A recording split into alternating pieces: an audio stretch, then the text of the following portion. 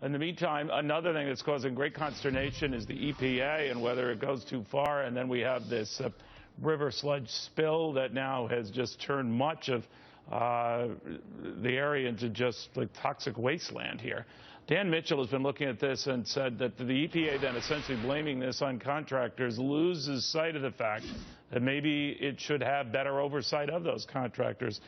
Dan, they do this with a wink and a nod to say, well, this wasn't us per se, this was contractors, and they were coming up to clean up abandoned mines. Hint, hint, not our mines. These are old, abandoned U.S. company mines.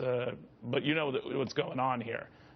They're blaming somebody else. What do you think of that? They're blaming somebody else, but the contractors, in effect, are an extension EPA bureaucracy. As a matter of fact, they're the so-called Beltway Bandits, where you have bureaucrats, they leave government service with their fat pension, and then they set up a company that gets contracts from their former bureaucracy, and they're in effect the shadow bureaucracy that gets very plush, lavish contracts to do things that the EPA or other bureaucracies want. I mean, what we're seeing with the EPA is sort of like we saw with all those failed Obamacare websites where you had these contractors building websites that didn't work. They got rich, the bureaucracy spent money, but look, at the end of the day, well, I think you raise a good point. Gina McCarthy, the administrator, is talking to the press now. She's trying to stay ahead of this, trying to say that she will be on top of this.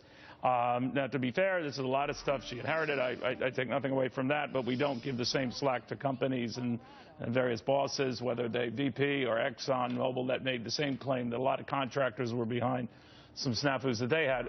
Having said that, what do you think happens next to the EPA? Because they're still very strong on these emission standards, still pushing hard to do things that a number of courts, including the Supreme Court, say they can't do unless they weigh the cost. So I don't see them slowing down.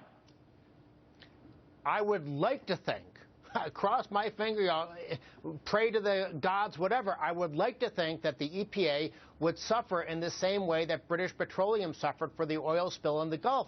But unfortunately, it doesn't work that way with government. I wouldn't be surprised at the end of the day that the EPA will go up to Capitol Hill and say, look, we need even more money to solve the problems that we created with our poor oversight and dealings with contractors, which, again, are probably just former EPA bureaucrats now cashing in on the outside.